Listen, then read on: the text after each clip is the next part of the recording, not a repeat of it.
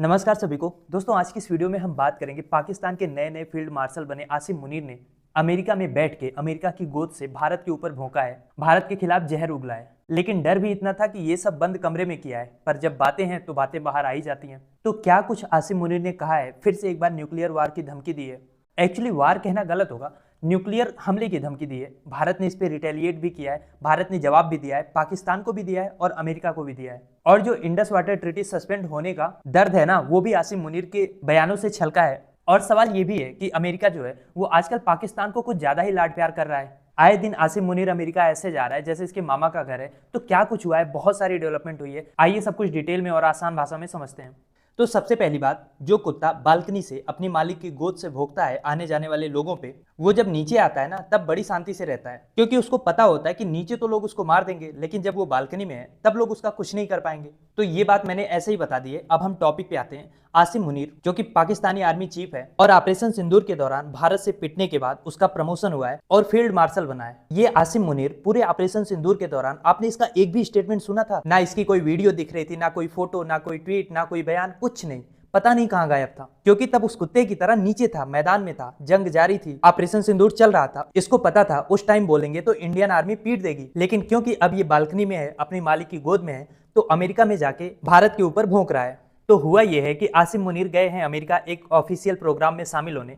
ये कार्यक्रम था यूएस सेंट्रल कमांड यानी कि सेंटकॉम जिसको कहते हैं, उसके पूर्व चीफ जनरल माइकल कोरिल्ला के रिटायरमेंट का। तो सवाल यह है कि इसमें आसिम मुनीर को क्यों बुलाया गया? दरअसल जो सेंटकॉम है ना, इसके तहत अमेरिका पूरे मिडिल ईस्ट में, जिसमें पाकिस्तान, अफगानिस्तान, ईरान, इजराइल, ये सब देश आते हैं, इनके ऑपरेशन को, चाहे वो मिलिट्री ऑपरेशन हो या कोई स्ट्रेटेजिक ऑपरेशन हो, सबको मैनेज करता है। यानी वही सेंटकॉम पाकिस्तान को भी मैनेज करता है। और जिस हिसाब से अमेरिका आजकल पाकिस्तान को तवज्जो दे रहा है, मतलब आसिम मुनीर का हौसला जो है वो 7वें आसमान पे है।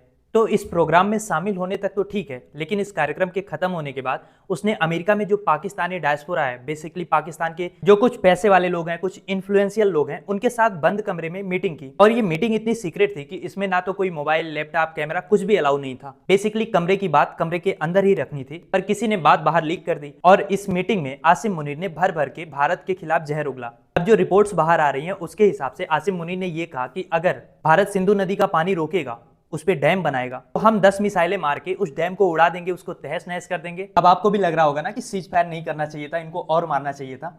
खैर, आगे उसने ये भी कहा कि अगर पाकिस्तान डूबेगा तो आधी दुनिया को साथ लेके डूबेगा। अब सवाल ये है कि कैसे लेके डूबेगा, तो वही न्यूक्लियर वाली धमकी है। अब बात को आप सीधे शब्दों में समझो, मतलब ये पाकिस्तान का आर्मी चीफ है। एक हिसाब से आप कह सकते हो कि पाकिस्तान में सबसे ज्यादा पावर इसी के पास है, सारे डिसीजन जो है, जो इंपॉर्टेंट डिसीजन है, वो यही लेता है। और जब ये कह रहा है कि ये इंडस वाटर ट्रीटी पे जो इंडिया डैम बनाएगा उस पर ये मिसाइलें मारेगा, तो इसको भी पता है कि उसके बाद इंडिया इसका क्या हाल करेगा। इसीलिए कह रहा है कि अगर इंडिया हमें डुबोएगा तो हम आधी दुनिया लेके डूबेंगे। मतलब पाकिस्तान और इनका आर्मी चीफ ये बात ये लोग समझ रहे हैं, न्यूक्लियर की आड़ में बार बार ये छिप जा रहे हैं, वरना अब तक तो भारत इनकी क्या हसर करता। इसके अलावा इसने कश्मीर को इंटरनेशनल इशू बताते हुए कहा कि हम इसको हर मंच पे उठाएंगे। बेसिकली जो पाकिस्तानी डायस्पोरा अमेरिका में है, उनको ये इंसिस्ट कर रहा है कि वो लोग भी इस बात को हर जगह उठाएं, इंटरनेशनल मंच पे उठाएं। और जब अमेरिका जैसे देश में ये बातें उठेंगी तो इस पे वेटेज होगा। अब यहाँ पे आप दो बातें समझिए। एक तो ये कि ये सारी बातें ये बंदा क्लोज डोर मीटिंग में कह रहा है, मतलब ऑन कैमरा, ऑन रिकॉर्ड नहीं कुछ कह रहा है। यानी कल को अगर मामला बिगड़ता है तो मुकर जाएगा कि मैंने तो कहा ही नहीं था, सोर्सेस को झूठा कह देगा। तो आसिम मुनीर जो ये डर डर के मीटिंग कर रहा है, क्लोज डोर मीटिंग में भारत के अगेंस्ट बोल रहा है, दरअसल ये डर अच्छा है, ये डर पाकिस्तान में बना रहना चाहिए। और ऑपरेशन सिंदूर के बाद तो ठीक ठाक बन गया होगा। और रही बात डैम पे मिसाइलें मारने की,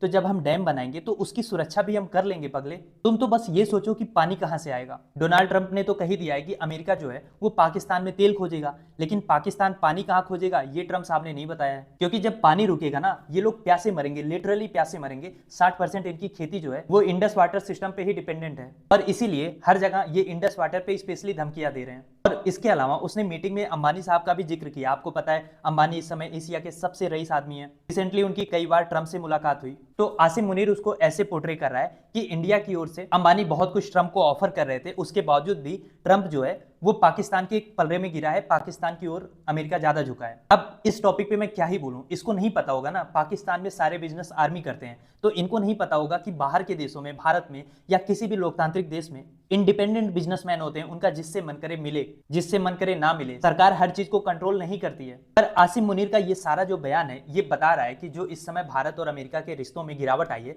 उसको पाकिस्तानी कितना एंजॉय कर रहे हैं। तो अभी हमने बात कर ली उस कुत्ते की जो भौंक रहा था, अब हम बात करेंगे उस मालिक की जिसकी गोद में बैठ के कुत्ता भौंका है। हम बात कर रहे हैं अमेरिका की। दरअसल ये अपने आप में बहुत बड़ी बात है और इससे इंडिया और अमेरिका के बीच में जो ट्रस्ट है वो और कम होगा कि अंडर डोनाल्ड ट्रंप अमेरिका की सॉइल पे पाकिस्तान का आर्मी चीफ भारत के खिलाफ इतनी बड़ी बड़ी बातें बोल रहा है और केवल भारत को धमकी नहीं दे रहा है। समझने वाले इस बात को समझे। वो कह रहा है कि पाकिस्तान डूबेगा तो अपने साथ आधी दुनिया लेके डूबेगा। अब जरूरी तो नहीं है कि इस आधी दुनिया में अमेरिका ना शामिल हो।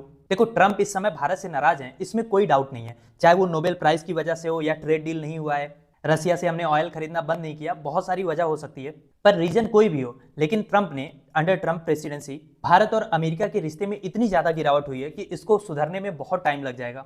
खैर, भारत की ओर से ऑफिशियली आसिम मुनीर के इस बयान पे आपत्ति जताई गई है और भारत ने कहा कि हमें ये उम्मीद नहीं थी कि किसी मित्र देश में बैठ के हमें न्यूक्लियर धमकी दी जाएगी और ये किसी भी तरीके से बर्दाश्त नहीं किया जाएगा। लेकिन जो सच्चाई है अभी के लिए वो ये है कि जब तक अमेरिका के प्रेसिडेंट डोनाल्ड ट्रंप हैं, अनलेस किसी रात में उठ के वो अचानक से ट्वीट करके इंडिया के लिए अच्छी अच्छी बातें बोलने लगे, तब तक हमें ये मान के चलना है कि अमेरिका भी हमारे लिए काफी हॉस्टाइल हो चुका है और अब तो भारत जो है वो अमेरिका के ऑलमोस्ट आप समझ लो हर चीज का जवाब दे रहा है। ट्रंप ने कहा था कि इंडिया और पाकिस्तान के बीच में जो झड़प हुई थी उसमें 5 फाइटर जेट गिरे थे। उसके बाद हमारे एयर चीफ ने बताया कि 5 फाइटर जेट तो पाकिस्तान के गिरे ही थे। फिर रसिया के S-400 की जम के तारीफ भी हो रही है। अजीत डोवाल साहब रसिया जा रहे हैं, पुतिन को ओपन इनविटेशन दिया जा रहा है, तो क्लियरली अमेरिका के दबाव में भारत झुक नहीं रहा है और उसी की शायद कीमत है कि आसिम मुनीर जैसे लोग अमेरिका की सॉइल से ये सब बोल पा रहे हैं। और आसिम मुनीर का भी ये सब बोलना एक तरीके से आप समझ लो मजबूरी है, क्योंकि अगर वो भारत के खिलाफ जहर नहीं उगलेंगे तो फिर मिलिट्री की जो ग्रिप है ना वो कमजोर होगी, फिर इमरान खान जैसा कोई नेता उठ जाएगा मिलिट्री के खिलाफ और पाकिस्तान की आर्मी जो है वो कुछ भी बर्दाश्त कर सकती है, लेकिन पाकिस्तान के लोग जो है वो आर्मी के खिलाफ हो जाए, आर्मी से सवाल करना शुरू कर दें, भारत से रिश्ते सुधारने की बात करें, इकोनॉमिक ग्रोथ की बात करें, ये सब पाकिस्तान की आर्मी को सूट नहीं करेगा, क्योंकि फिर पावर जाएगी पॉलिटिकल लीडर्स के पास और इवेंचुअली जनता के पास। तो ये सब तो पाकिस्तानी आर्मी होने नहीं देगी। तो सबकी अपनी अपनी मजबूरियां हैं, सबके अपने अपने वेस्टेड इंटरेस्ट हैं। अमेरिका को भी अभी पाकिस्तान को मिडल ईस्ट में अच्छा खासा यूज करना है। इनकेस दोबारा अगर ईरान पे हमला होता है, या तो इजराइल करेगा या तो अमेरिका करेगा, उस केस में पाकिस्तान को ये लोग अच्छे से यूज करेंगे और चंद पैसों के लिए पाकिस्तान यूज होना भी जानता है बहुत अच्छे से। खैर, आप क्या सोचते हैं आसिम मुनीर के इस बयान के बारे में, और क्या आपको लगता है कि ऑपरेशन सिंदूर के बाद इनके पास 10 मिसाइलें बची होंगी? ये डैम उड़ाने की बात कर रहे हैं। खैर, लिखिए अपनी राय कमेंट बॉक्स में।